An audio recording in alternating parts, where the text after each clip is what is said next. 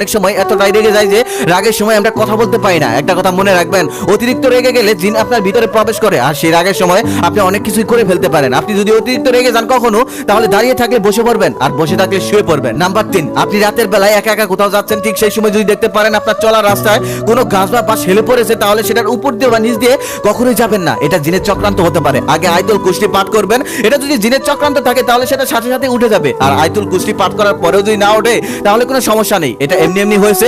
আপনি উপর দিয়ে বা নিচ দিয়ে যেখান দিয়ে ইচ্ছে যেতে পারেন। নাম্বার 4, রাতের বেলা আপনার ঘরের সামনে এসে কেউ যদি মাত্র একবার ডাক দেয় তাহলে কখনোই বের হবেন না। 2-3টা ডাক দেওয়ার পর তারপর বের হবেন সতর্কতার সাথে।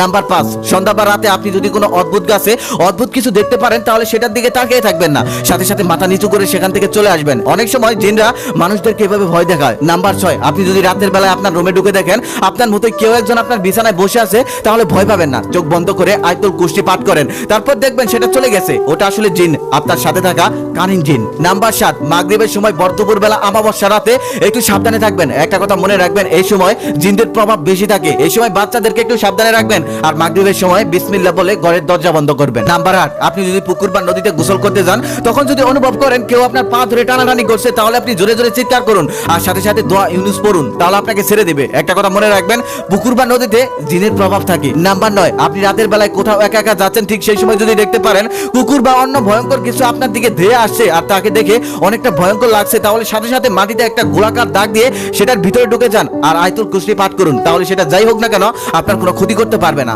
নাম্বার 10, আপনি কোথাও হেঁটে হেঁটে যাচ্ছেন, তবে অনেকটা পথ যাওয়ার পরেও আপনি আপনার গন্তব্যস্থলে যেতে পারছেন না। কিছুতেই আপনি আপনার গন্তব্যস্থলে যেতেই পারছেন না, শুধু সবকিছু উলটপালট লাগছে, তাহলে সাথে সাথে আজান দিয়ে ফেলুন। অনেক সময় এমনটা হয়ে থাকে, কয়রান নামক একটি জিন এমনটা করে থাকে, আপনার চেনা জায়গাও অচেনা বানিয়ে ফেলবে সে। নাম্বার 11, আপনি রাতের বেলা ঘুমাচ্ছেন, ঠিক সেই সময় যদি অনুভব করেন আপনার বুকের উপর কেউ একটা চাপ দিয়ে বসে আছে, তাহলে চিৎকার করবেন না। চিৎকার করে কোনো লাভ নেই, তখন আপনি চিৎকার করতে পারবেন না, আপনার মুখ বন্ধ হয়ে যাবে। আপনার যা দোয়া মনে পড়ে সেটাই পাঠ করুন, তাহলেই দেখবেন সেখান থেকে আপনি মুক্তি পাবেন। নাম্বার 12, আপনি যদি কোনো মৃত মানুষকে দেখতে পান, মানে আপনার আশেপাশে কেউ মারা গেছে, আপনি যদি তাকে দেখতে পান তাহলে ভয় পাবেন না, সালাম দিয়ে তার পাশ দিয়ে চলে যাবেন। ওটা আসলে সে না, ওটা আসলে তার সাথে থাকা জিন, তার রূপ ধরে ঘুরে বেড়ায়। একটা কথা মনে রাখবেন, মৃত মানুষ কখনোই আর পৃথিবীতে ফিরে আসতে পারে না, তবে অনেক সময় যারা সুইসাইড করে তারা যেখানে সুইসাইড করে সেই জায়গায় এমনটা দেখা যায়। এটা আসলে সে না, এটা তার সাথে থাকা জিন, সবসময় এটা মনে রাখবেন। নাম্বার 13, আপনি রাতের বেলা একা একা কোথাও যাচ্ছেন, ঠিক সেই সময় কোনো কুকুর বা বিড়াল আপনার বাম পাশ থেকে ডান পাশে ক্রস করতে যাচ্ছে, তাহলে করতে দিন সাবধানতার সাথে। এগুলো আসলে কুসংস্কার,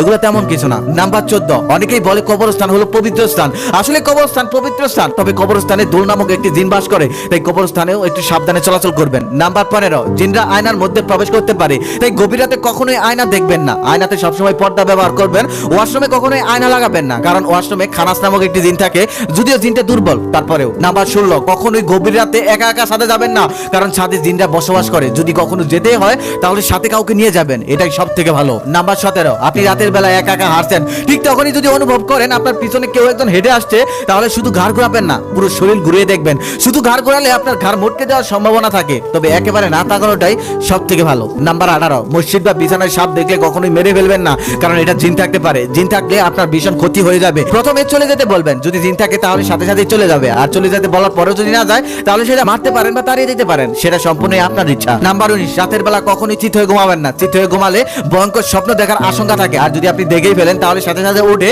বুকের বাম পাশে আস্তে আস্তে 3 বার থুতু দিন, ঠিক হয়ে যাবে ইনশাআল্লাহ। এই বিষয়গুলো খুবই বাস্তব, একটা সময় এসব মানুষের সাথে অনেকটাই ঘটতো। গ্রামের মানুষ এটা ভালো বলতে পারবে, যাদের সাথে এমনটা ঘটেছে তারা কমেন্টে জানাবেন প্লিজ। আর একটা কথা, এই ভিডিওটা আপনার প্রিয় মানুষদের কাছে শেয়ার করতে পারেন, অনেক উপকারে লাগবে।